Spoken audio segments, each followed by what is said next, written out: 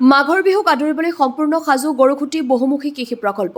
ভোগালী মেলাত কৃষি সৈনিকে প্ৰস্তুত কৰা সুস্বাদু খাদ্য সম্ভাৰে আকৰ্ষিত কৰিছে গ্ৰাহকক। সমাগত মাঘৰ ভোগালী বিহুক লৈ ৰাজ্যৰ চৌদিশে উখল মাখল পৰিৱেশ। অসমীয়াৰ ভোগৰ উৎসৱ পালন কৰিবলৈ প্ৰস্তুতি সম্পূৰ্ণ কৰি তুলিছে।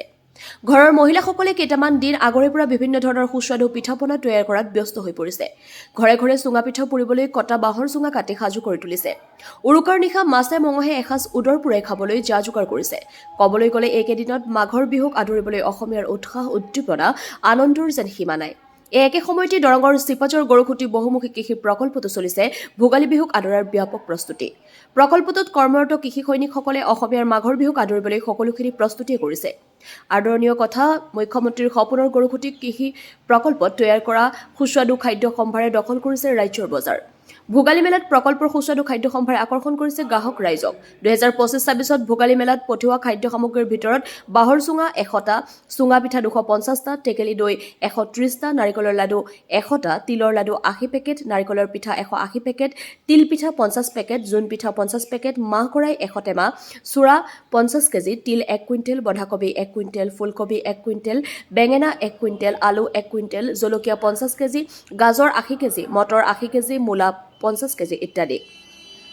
গৰুখুটি বহুমুখী কৃষি প্ৰকল্পই বিশেষভাৱে বজাৰ দখল কৰিব পৰাত নিশ্চয় এটা ভাল খবৰ।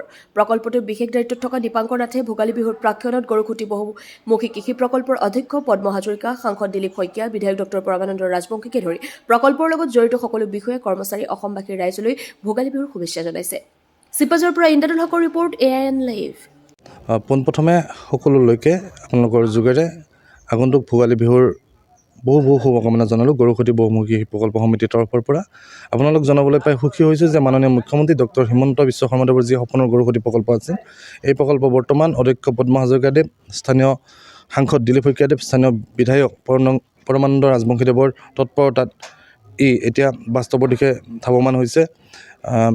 যোৱা বছৰ প্ৰতিষ্ঠা দিৱসৰ পিছৰ পৰা এতিয়ালৈকে প্ৰায় আমি আমাৰ ইয়াত উৎপাদিত বিভিন্ন শাক পাচলি, গাখীৰ বিক্ৰী কৰি প্ৰায় 1,80,00,000 টকা এতিয়ালৈকে পাব সক্ষম হৈছে আমাৰ এই 6 মাহত। তাৰ ভিতৰত উল্লেখ কৰিবলগীয়া যি ৰঙালাও বিক্ৰী কৰি প্ৰায় আমি 1,30,00,000 টকা পাইছোঁ। আৰু বৰ্তমান আমাৰ প্ৰকল্পত থকা খেতিসমূহ হৈছে মাকৈ আছে 1700 বিঘা, সৰিয়হ আছে প্ৰায় 670 বিঘা, তিল আছে, তাৰপিছত আমাৰ মাটিমাহ আছে আৰু বিভিন্ন পাচলি বৰ্তমান আমাৰ কৃষি কৰ্মত মানে ফিল্ডত আছে।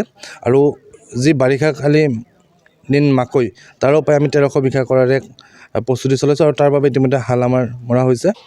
আৰু যিহেতু ভোগালীৰ সময়, আমাৰ মহানগৰবাসীৰ সুবিধা হোৱাকৈ আমি আমাৰ প্ৰকল্পত উৎপাদিত শাক পাচলি তথা আমাৰ প্ৰকল্পৰ কৃষিসৈনিকসকলে প্ৰস্তুত কৰা লাড়ু পিঠা, আমাৰ ইয়াত উৎপাদিত যি দৈ আছে, সেইসমূহ লৈ আমি গুৱাহাটীত আমাৰ খানাপাৰাত আমাৰ বিপণন আজিৰ পৰা আৰম্ভ কৰিছোঁ। আৰু তালৈকে সকলো লোককে আহিবলৈ আমি অনুৰোধ জনালোঁ আৰু পুনৰবাৰ সকলোকে ভোগালীৰ শুভকামনা জনালোঁ। ৰঙালাও আমাৰ যি ৰঙালাও ইয়াত উৎপাদন হয়, আমাৰ পৰা প্ৰায় কলিকতালৈকে ৰপ্তানি হৈছে, কাৰণ কলিকতাতে ডাঙৰ হাব আছে, ৰঙালাওৰ প্ৰয়োজন তাত বেছি আছে, আৰু তাৰ পৰা বেপাৰীয়ে যোগাযোগ কৰি আমাৰ পৰা সেইসমূহ লৈ গৈছে।